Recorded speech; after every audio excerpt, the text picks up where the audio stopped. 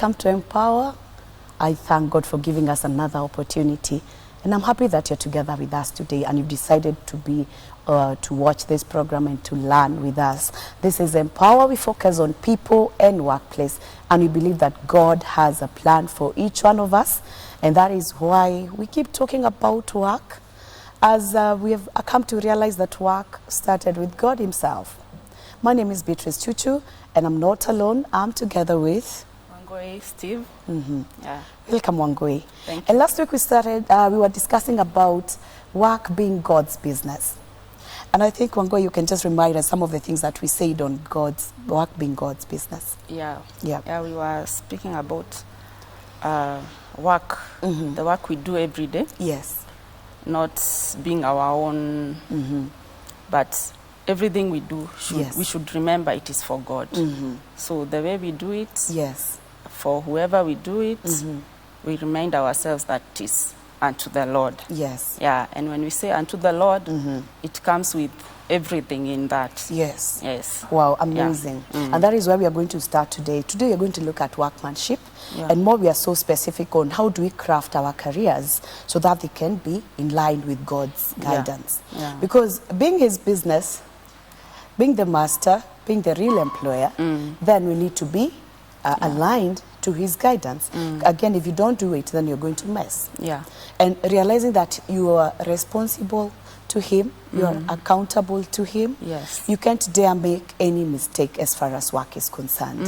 And that is something that is very, very clear. And you're going to look at it and understand how do we align in God's guidance so that we can do his business the right way. Yeah. And I was thinking about workmanship. And looking at workmanship, it brings aspects of being skillful, intentional creation, doing things the best way possible. And not just to read the Bible in the book of Exodus chapter 31. Maybe you can open something there. Exodus 31 verse 1. Some few verses there, and then we can continue from there. Okay. Exodus 31 from verse 1. Exodus 31, 1 to 4, it says, And the Lord spake unto Moses, saying, See, I have called by name Bezalel, the son of Uri, the son of Hur, of the tribe of Judah.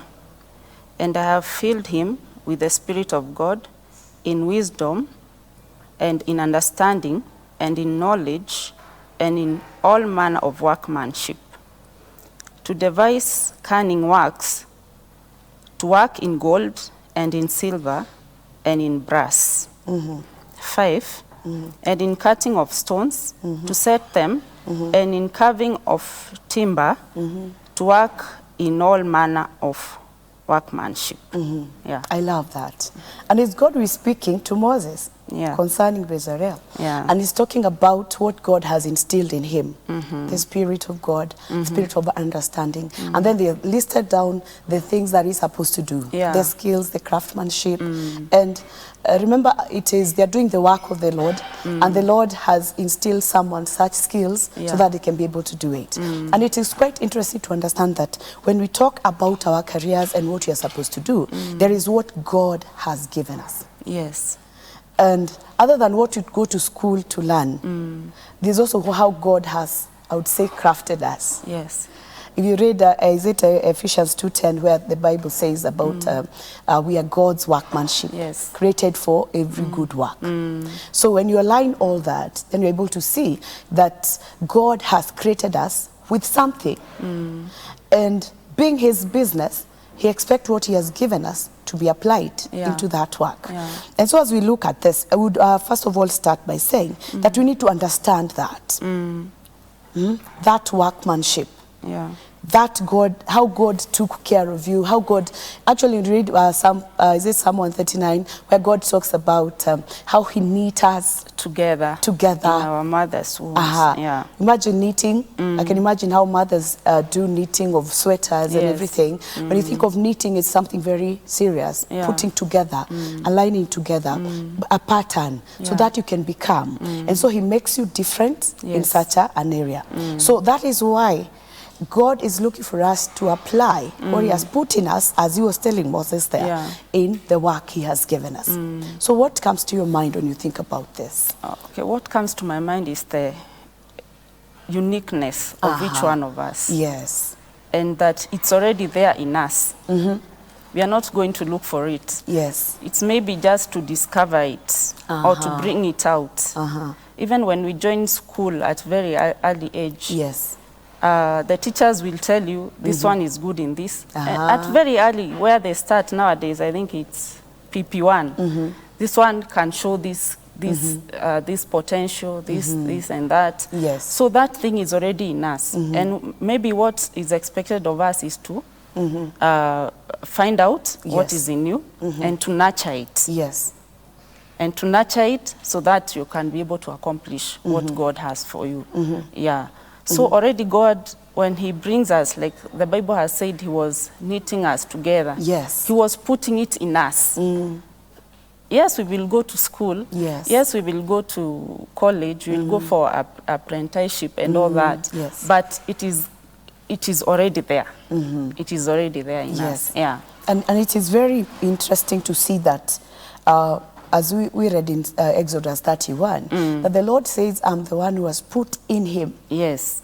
That is very interesting. And the highlighted work that this person is supposed to do. So if you can imagine, if this person was doing something different, then he couldn't make it. Yeah. But he had to align with what God had put in him, Sure. so that he could become successful and deliver what God was looking at. Because when you listen to what God was giving, when God was giving instructions, even the times of Noah, his instructions are very clear. Measurements, what to be used here, if it is wood, if it is what, and he gives those clarity and very clear instructions. Yes. So he expects someone to come and fit in and be able to do that. Yeah.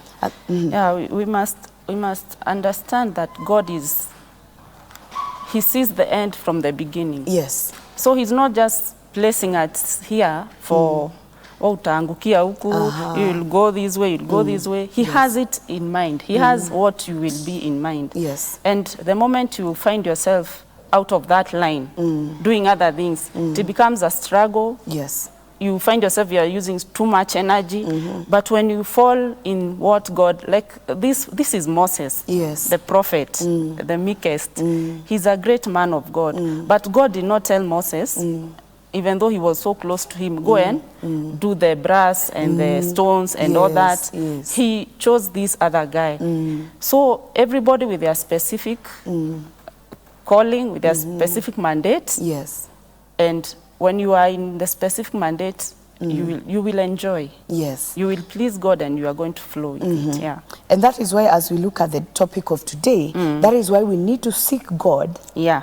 So that we can be clear on some of these things. Yeah. Because I've seen even sometimes we go to school and do something and even do a certain course, but later in life you have to change because it's not working for you. Yes. Yeah, because it is you are different. God has created you differently and he has aligned you to a certain direction. Yes. And sometimes you go and do a certain course, you struggle with it, go to workplace, you realize, I was not made for this. Yeah. You have to get another line and you actually do it quite well. So seeking God's guidance in our career, it's very, very important. Yes. Not just keeping quiet and just assuming things will just move. So when we recognize that it's God's design for us, that is how God has made us, then we are able to apply our uniqueness in wherever we are. Yes. Yeah. And I don't know, when you come to the reality of what is happening in our lives, I think there is more to be done so that struggle cannot be there. Yes. Because you'll find somebody, even now, we are parents and we have kids. Yes. Especially in high school, they are so confused. Today they want to be this, tomorrow they want to be this. Yes. And sometimes you as a parent, you can see, this boy is so good in this. Yes. And if he pursues this line, he'll eventually make it. But there's so much confusion. So I think there should be a deliberate action. Yes. I don't know whether it's by the schools or it's us parents or whoever, to make sure that these kids that we are bringing up,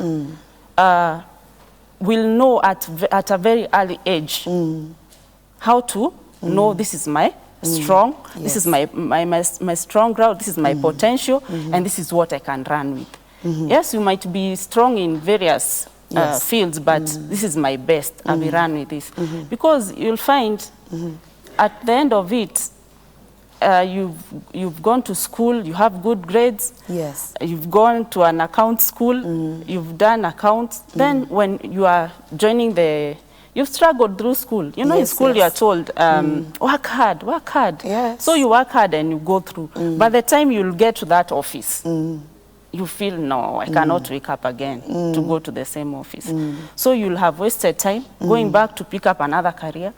You'll have wasted so much time. So it's good because the kids might not be in that position of praying and seeking God for themselves. It is good we guide them very early. Then when now they are of age, they can now come to God. And even us, even as parents, we should also be praying for our kids, for God to lead them in the way of their life, in their purpose. Maybe the CBC one will help us to maybe identify some of these things. But I agree with you that there is that aspect of seeking God, even in relation to our children's lives, so that they also not lose it or waste a lot of time. Because sometimes we waste time because we are not yet aligned. And resources too. And resources. Because time, resources, energy, and we push you so hard. And it's unfortunate that we can push you so hard, yet that is not your direction. Which is quite disturbing, even for a parent and even for a child. And so seeking God's guidance in career decisions is important. Very important. Even when you, as you say, maybe you come to a level where you're able to know yourself. But how often do you involve God? Do you just think that I'll follow this route because I'm good in maths? Or I'm good in biology, thinking I'll be a doctor? Only for me to do Form 4 and then again, I didn't pass so well, didn't meet the points, and I cannot become a doctor. But can I seek God to guide me in the right direction? Yes, you can seek God. God is always there for us. And he says when we seek him, we will find him. So we can always seek God, ask him for that very clear, that clarity, so that you are sure this is my line, and I will run with it. And I think most of the time you realize that we never give it that seriousness. And I've come to realize, especially when you're in school, you're just there. And it's unfortunate that we come to realize to take that like life is serious after school. Before, when you're in school, you're with others. You don't see like there's more in future. You're seeing today. You're not seeing tomorrow, and that actually gives us a challenge. And I think as we take a short break, it is good for us as parents to be able to give our children guidance and to help them. We are taking a short break, and as we come back, just think about it. How clear is what you're doing? My name is Beatrice Chuchu. We'll be right back.